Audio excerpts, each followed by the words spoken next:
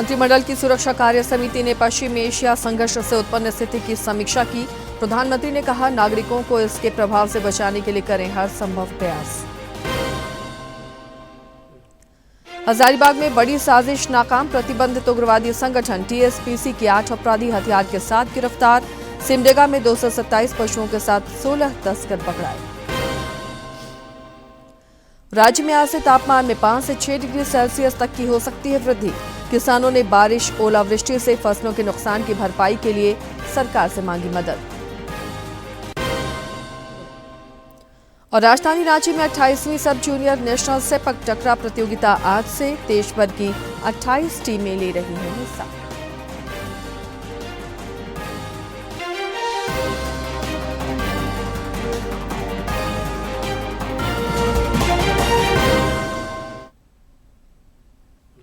नमस्कार, खबरें झारखंड में आपका स्वागत है। मैं हूं आसिया नाजली और अब समाचारों पर नजर डालते हैं विस्तार से।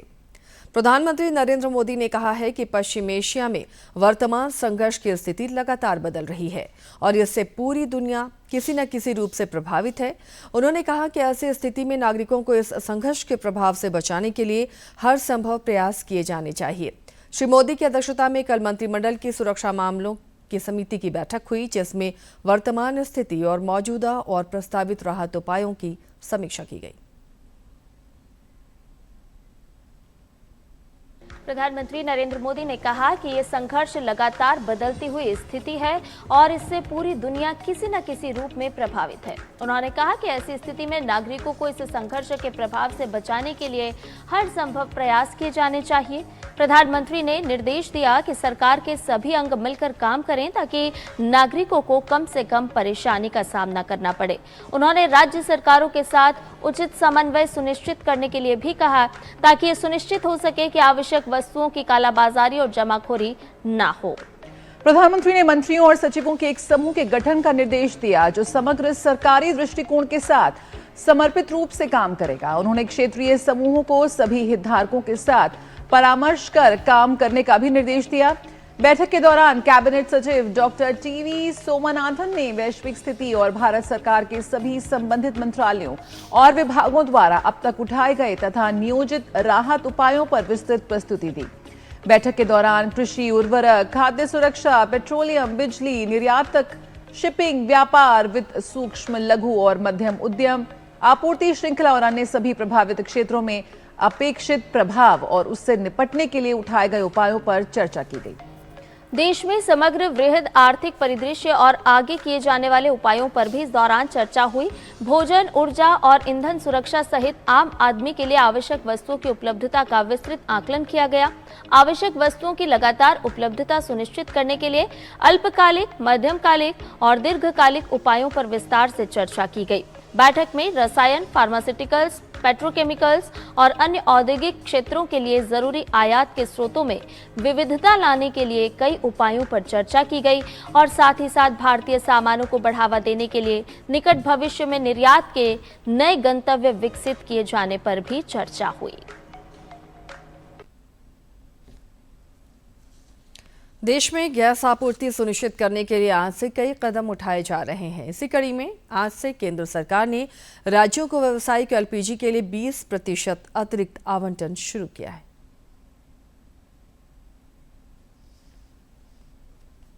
देश में गैस आपूर्ति को सुनिश्चित करने के लिए सरकार आज से कई नए कदम उठाने जा रही है।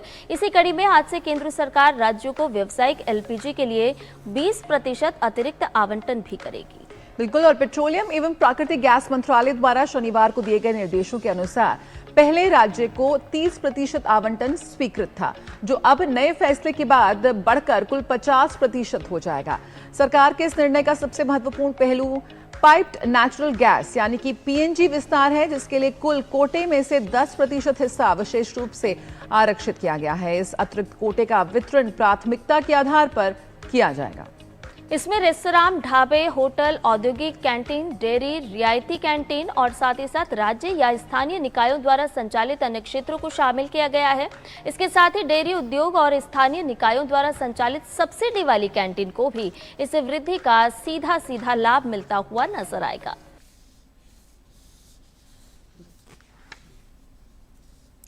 संसद के बजट सत्र के दौरान आज दोनों सदनों में कई अहम विधेयक सूचीबद्ध हैं। राज्यसभा में आज केंद्रीय गृह मंत्री अमित शाह केंद्रीय सशस्त्र बल सामान्य प्रशासन विधेयक पेश करेंगे, जबकि लोकसभा में कॉरपोरेट कानून संशोधन विधेयक पेश होगा। संसद के बजट सत्र के दौरान आज दोनों सदनों में कई अहम विधेयक सूचीबद्ध हैं। राज्यसभा में आज केंद्रीय गृह मंत्री अमित शाह केंद्रीय सशस्त्र पुलिस बल सामान्य प्रशासन विधेयक 2026 पेश करेंगे। इस विधेयक का उद्देश्य केंद्रीय सशस्त्र पुलिस बलों में ग्रुप ए सामान्य ड्यूटी अधिकारियों और अन्य अधिकारियों की भर्ती और सेवा शर्तों से संबंधित नियमों को विनियमित करना है। इस विधेयक के माध्यम से केंद्रीय सशस्त्र पुलिस बल यानी कि CAPF, CRPF, BSF, ITBP, SSB के लिए एक यूनिफाइड कानून तैयार होगा। इसके साथ ही भर्ती, प्रमोशन और सर्विस नियमों को भी एक समान किया जाएगा इस विधेयक के माध्यम से, जिसका ये उद्देश्य है। साथ ही इसके माध्यम से वरिष्ठ पदों पर आईपीएस अधिकारियों की नियुक्ति का ढांचा भी तय होगा। ये बिल आंतरिक सुरक्षा और पैरामिलिट्री फोर्सेस के स्ट्रक्चर में बड़ा बदलाव लाएगा। इसके साथ ही विनियोग संख्यांक 2 विधेयक 2026 विचार और वापस लिए जाने के लिए सूचीबद्ध है। वित्त मंत्री निर्मला सीतारमण विधेयक को पेश करेंगी। इस विधेयक में वित्त वर्ष 2026 और 27 की सेवाओं के लिए भारत की संचित निधि से कुछ राशियों के भुगतान और विनियोजन को अधिकृत करने से संबंधित है। लोकसभा से ये विधेयक पहले ही पारित हो चुका है।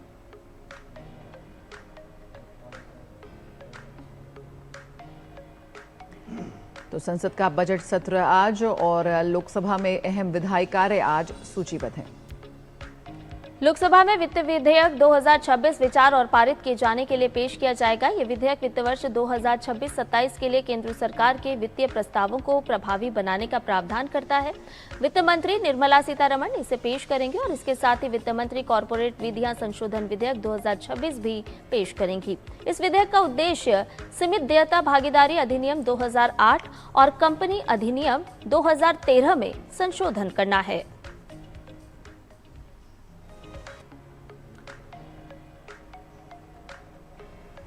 इसके साथ ही दोनों सदनों में कई अन्य अहम विधायी कार्य भी सूचीबद्ध हैं। दोनों ही सदनों में कई प्रतिवेदन पेश होंगे। साथ ही प्रश्नकाल के दौरान विभिन्न मंत्रालयों से सांसद अहम प्रश्न पूछेंगे।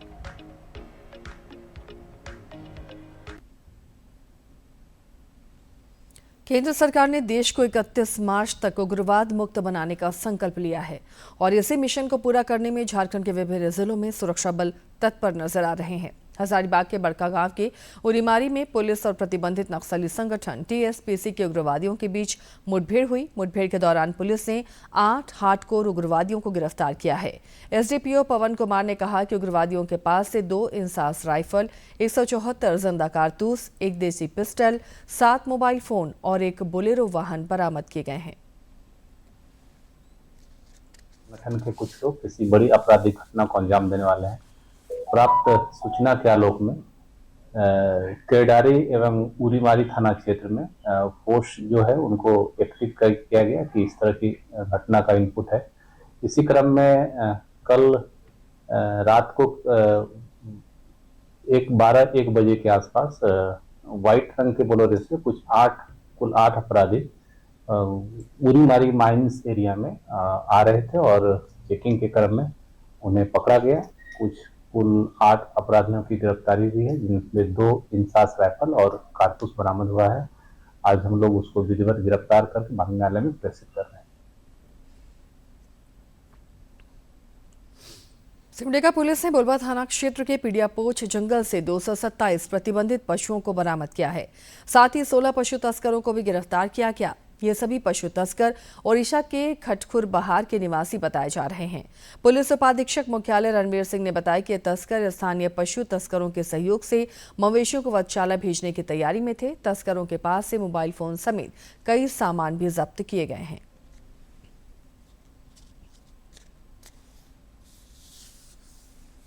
घटना का सत्यापन किया गया। सत्यापन के बाद वहां पाया गया कि 200 वहां गोवंशी पशुओं को ले जाया जा रहा है, जिसमें हमने त्वरित कार्रवाई करते 227 गोवंशी पशुओं को जब्त किया गया और उसी में 16 व्यक्तियों को भी गिरफ्तार किया गया। गिरफ्तार व्यक्तियों से जब उनके संबंध में कागजात या वैध कागजों की मांग की गई तो किसी भी तरह का कागज उनके द्वारा उपलब्ध नहीं कराया गया और ना ही उनके जो मालिक हैं उनके बारे में कोई बताया और ना ही कोई मालिक हमारे समक्ष उपस्थित हुआ कि अपने वैध कागजों के साथ। तत्पश्चात उन पर हम लोगों ने कार्रवाई करते हुए 16 व्यक्तियों को गिरफ्तार किया। बोकारो में कल से सखी महोत्सव की शुरुआत हुई। यह मंच महिलाओं के हुनर और आत्मनिर्भरता को नई उड़ान देने का जरिया साबित हो रहा है। कार्यक्रम का शुभारंभ जिले के उपायुक्त और पुलिस अधीक्षक ने किया।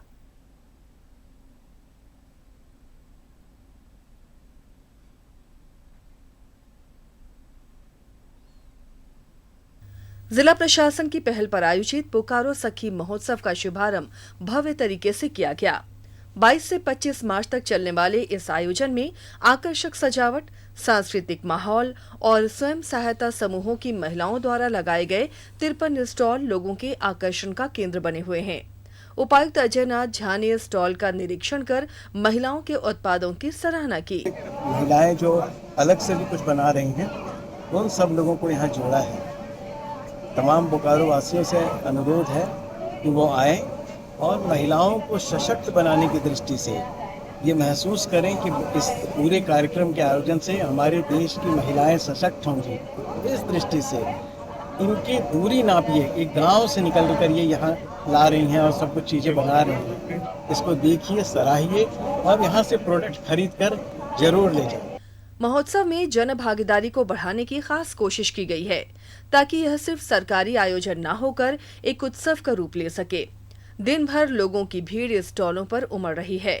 एसपी हरविंदर सिंह ने सुरक्षा के पुख्ता इंतजाम की बात कही और लोगों से अपील की है कि अधिक से अधिक संख्या में पहुंचकर महिलाओं के उत्पादों को प्रोत्साहित करें। यहाँ पर जो है कल्चरल इवेंट्स बहुत सारे ऑर्गेनाइज किए गए हैं, तो बोकारो वासियों से ये अपील रहेगी कि इसमें बढ़ चढ़ कर भाग लें। जो यहाँ पर पार्टिसिपेट कर रही हैं, स्टॉल्स लगाई हुई दीदियाँ, उनका हौसला को और प्रोत्साहन दें और फाइनल डे आके खूब एंजॉय करें। बिकॉज बहुत इंटरेस्टिंग इवेंट ये ऑर्गेनाइज किया है, बहुत अच्छा कॉन्सेप्चुलाइज किया है। महोत्सव में शामिल फिल्ममेकर शांति वर्मा ने भी इस पहल की सराहना की। उन्होंने कहा कि इस तरह के आयोजन न सिर्फ महिलाओं को आर्थिक रूप से सशक्त बनाते हैं, बल्कि उनके आत्मविश्वास को भी नई मजबूती देते हैं। के आधार पर इनके प्रोडक्ट को जज मत करिए, इनके चील के आधार पर, इनके आत्मविश्वास के आधार पर, इनके जो आगे बढ़ने के आधार पर, उस आधार पर इनके प्रोडक्ट को खरीदिए। ये अगर मजबूत होंगे, समाज मजबूत होगा और फिर तो क्या ही कहना है। बोकारो सखी महोत्सव सिर्फ एक आयोजन नहीं, बल्कि महिलाओं के सपनों को साकार करने का मंच है। ये महोत्सव आत्मनिर्भरता, सम्मान और सशक्तिकरण का संदेश देता है। मीडिया इनपुट के साथ टीटी न्यूज के लिए रविकांत कुमार की रिपोर्ट। बोकारो में खाने के शौकीनों के लिए रविवार की शाम खास बन गई, जब बोकारो इस्पात संयंत्र प्रबंधन ने फूड स्ट्रीट का भव्य आयोजन किया। हैप्पी स्ट्रीट पर सजे सैकड़ों स्टॉल और लजीज व्यंजनों की खुशबू ने पूरे माहौल को उत्सव में बदल दिया, जहां शहरवासी परिवार और दोस्तों के साथ स्वाद का आनंद लेते नजर आए।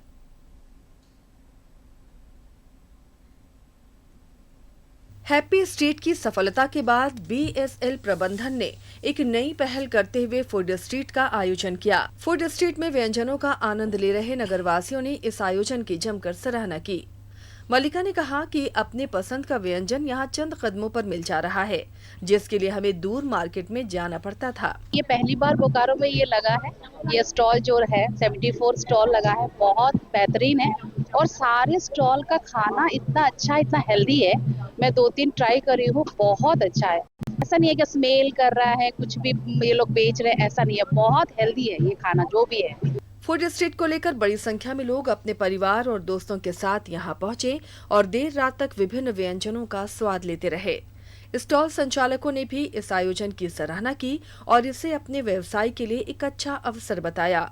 पूरे इलाके में उत्सव जैसा माहौल रहा, जहां स्वाद के साथ साथ आपसी जुड़ाव की भी झलक देखने को मिली। लोगों को हमारी कॉफी बहुत पसंद आ रही है। सारे फ्लेवर्स में हमारी कॉफी है, जैसे वेनिला है, हेजलनट है एंड बटर स्कॉच है, कोल्ड कॉफी है।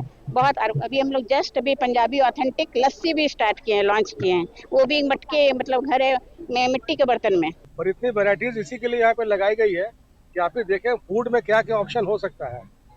और अगर ये ऑप्शन अगर अच्छा सही से चलेगा तो हम टारगेट कर रहे हैं कि नेक्स्ट ईयर से हम कॉन्टिनेंट वाइज लगाएंगे, मैक्सिकन लगाएंगे, थाई लगाएंगे, डिफरेंट कंट्रीज का भी लगाएंगे, सो दैट कि लोग यहाँ बोकारो बैठ करके सारी दुनिया में क्या क्या व्यंजन बनते हैं आप देख सके, टेस्ट कर सके, एंजॉय कर सके। फूड स्ट्रीट का यह आयोजन न सिर्फ स्वाद का उत्सव बना बल्कि शहर वासियों को एक मंच पर जोड़ने की पहल भी साबित हुआ। डीडी न्यूज के लिए बोकारो से मनोज कुमार की रिपोर्ट।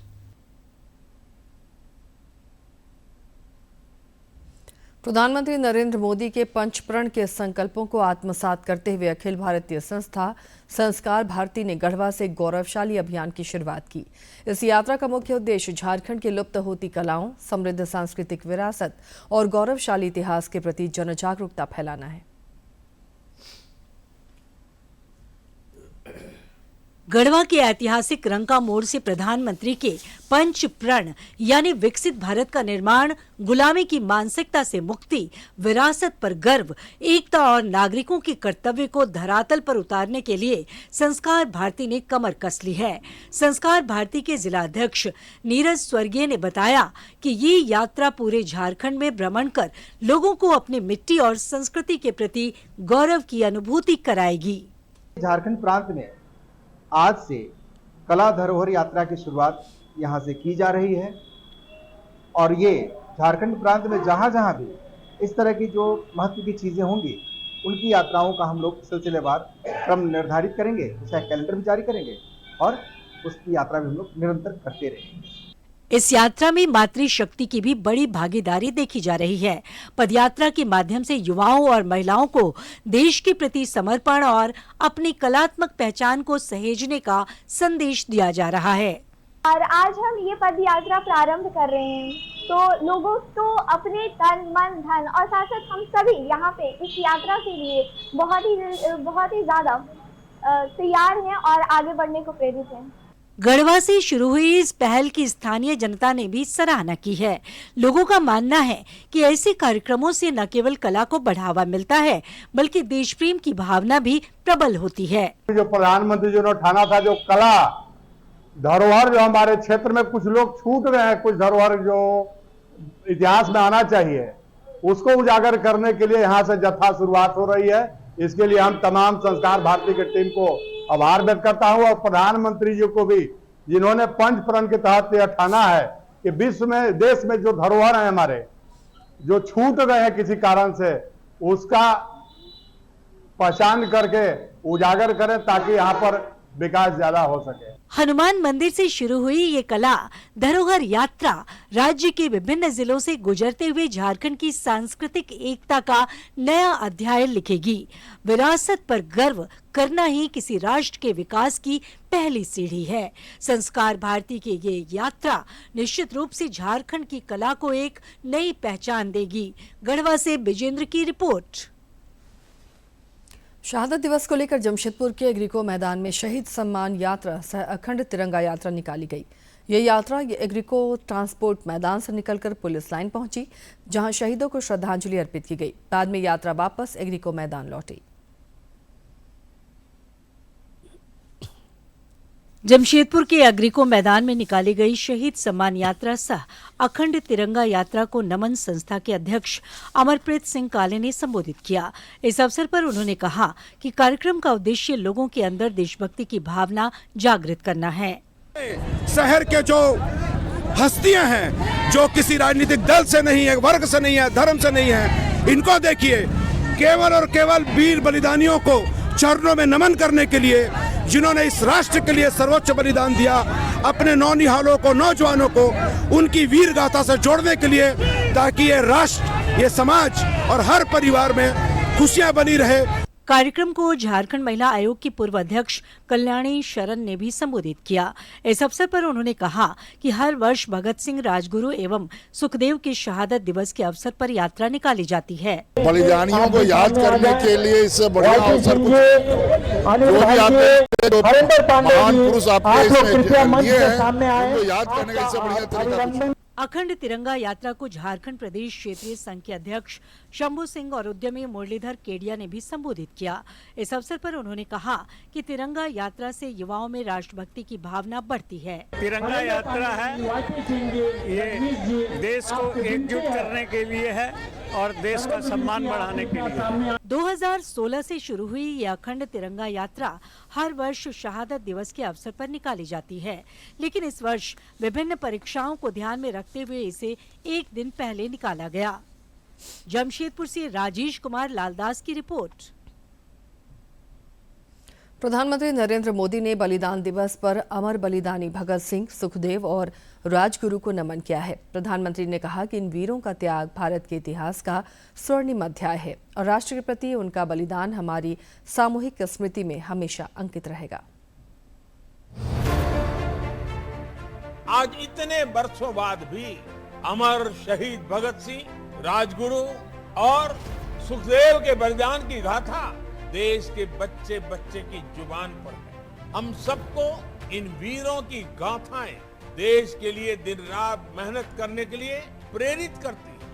श्रीमद् भागवत गीता में भी कहा गया है, नैनम छिदन्ति शस्त्राणि नैनम दहति पावकः, यानी ना शस्त्र जिसे काट सकते हैं, ना अग्नि जिसे जला सकती है। देश के लिए बलिदान देने वाले ऐसे ही होते हैं, उन्हें अमृतत्व प्राप्त होता है। वो प्रेरणा के पुष्प बनकर पीढ़ी दर पीढ़ी अपनी सुगंध बिखेरते रहते हैं। देश आज आजादी के लिए योगदान देने वाले नायक नायिकाओं को नमन कर रहा है।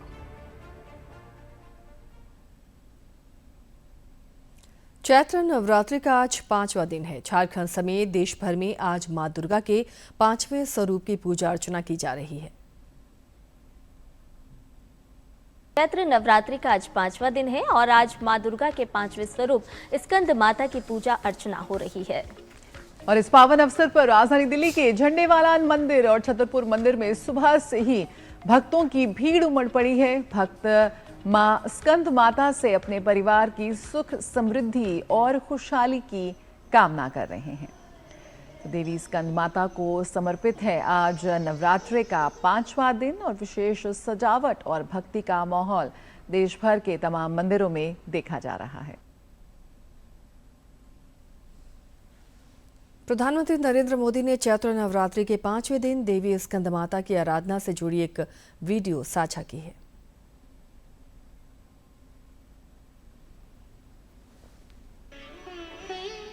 सिंहासनगता नित्यं पद्माश्रितकरद्वया शुभदास्तु सदा देवी स्कंदमाता यशस्विनी। जो हमेशा सिंह पर विराजमान रहती हैं, जिनके दोनों हाथों में कमल का फूल है, ऐसी यशस्विनी देवी स्कंद माता सदैव हमें शुभ फल प्रदान करें। May the glorious goddess Skandamata, who is always seated on a lion and holds lotus flowers in both her hands, always bless us with auspicious results.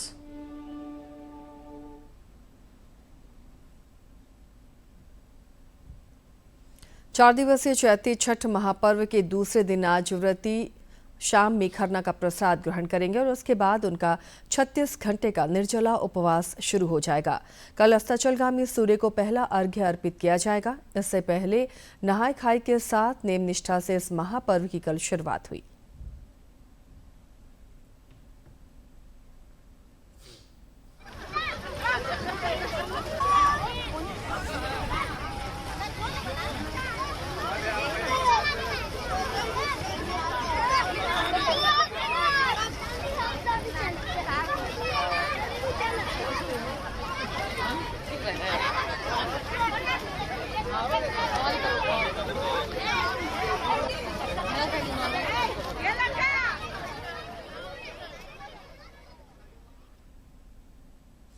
और अब कुछ खबरें देख लेते हैं राज्य के विभिन्न जिलों से फटाफट अंदाज में।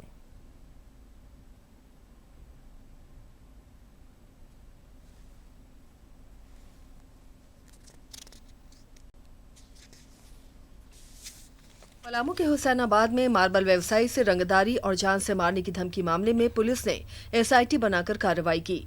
मुख्य आरोपी समेत 3 को गिरफ्तार किया गया। चोरी के मोबाइल से वारदात को अंजाम दिया जा रहा था। एक आरोपी अब भी फरार है। पलामू के हैदरनगर निवासी 20 वर्षीय आरिफ की काशी सोत डैम में डूबने से मौत हो गई। वो दोस्तों के साथ घूमने गया था। घटना के बाद गांव में शोक का माहौल है। ईद की खुशियां मातम में बदल गईं। परिवार और स्थानीय लोगों में गहरा दुख है। जमशेदपुर के सिद्धगोड़ा थाना क्षेत्र में बालीडीह ट्यूब कॉलोनी में हुई बड़ी चोरी का पुलिस ने खुलासा किया है। बिरसा नगर निवासी विक्की लोहार उर्फ बोंडा को गिरफ्तार कर करीब 15 लाख रुपए के गहने बरामद किए गए। आगे की जांच में पुलिस जुटी हुई है। रांची के कांके रोड स्थित श्यामनगर में बैजनाथ सिंह के नेतृत्व में स्वच्छता अभियान चलाया गया। लोगों को घर और मोहल्ले की सफाई बनाए रखने का संदेश दिया गया ताकि समाज में स्वस्थ जीवन और जागरूकता को बढ़ावा मिल सके। टाटा स्टील फाउंडेशन ने पंजाब में तकनीकी शिक्षा विभाग के साथ मिलकर युवाओं के कौशल विकास के लिए लुधियाना के ITI में इलेक्ट्रिकल लैब स्थापित की है। इस पहल से उद्योग उन्मुख प्रशिक्षण को बढ़ावा मिलेगा और युवाओं को रोजगार का बेहतर अवसर मिलेगा। रांची के राजेंद्र चौक पर अखंड भारत संगठन द्वारा पाहन पंजा पूजा का आयोजन किया गया। इस दौरान सरना और सनातन एकता पर जोर दिया गया। कार्यक्रम में बड़ी संख्या में लोग शामिल हुए और सामाजिक समरसता का संदेश दिया गया। रांची के कोकर स्थित इंद्रप्रस्थ में बैठक श्री महावीर मंडल पूर्वी क्षेत्र का गठन किया गया। बैठक में बड़ी संख्या में सदस्य शामिल हुए। संगठन को मजबूत करने और भविष्य की रणनीति पर विस्तार से चर्चा की गई।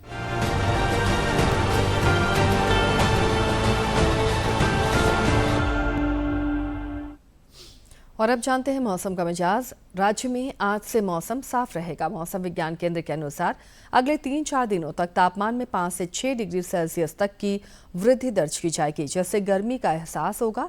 हालांकि 27 मार्च से राज्य के विभिन्न हिस्सों में फिर से बारिश की संभावना है। इधर साहिबगंज समेत विभिन्न जिलों में बेमौसम बारिश और ओलावृष्टि से फसलों को हुए नुकसान की भरपाई के लिए किसानों ने सरकार से मुआवजे की मांग की है।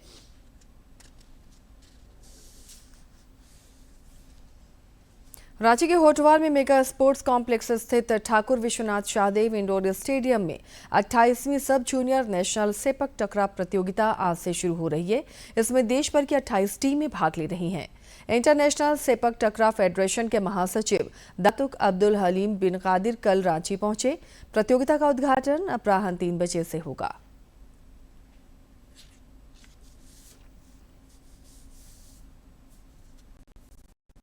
साथ ही इस बुलेटिन में फिलहाल इतना ही, लेकिन चलते चलते एक बार फिर से नजर डाल लेते हैं अब तक की सुर्खियों पर। मंत्रिमंडल की सुरक्षा कार्य समिति ने पश्चिम एशिया संघर्ष से उत्पन्न स्थिति की समीक्षा की। प्रधानमंत्री ने कहा, नागरिकों को इसके प्रभाव से बचाने के लिए करें हर संभव प्रयास। हजारीबाग में बड़ी साजिश नाकाम। प्रतिबंधित उग्रवादी संगठन TSPC के 8 अपराधी हथियार के साथ गिरफ्तार। सिमडेगा में 227 पशुओं के साथ 16 तस्कर पकड़ाए। राज्य में आज से तापमान में 5 से 6 डिग्री सेल्सियस तक की हो सकती है वृद्धि। किसानों ने बारिश ओलावृष्टि से फसलों के नुकसान की भरपाई के लिए सरकार से मांगी मदद। और राजधानी रांची में 28वीं सब जूनियर नेशनल सेपक टकरा प्रतियोगिता आज से देश भर की 28 टीमें ले रही हिस्सा।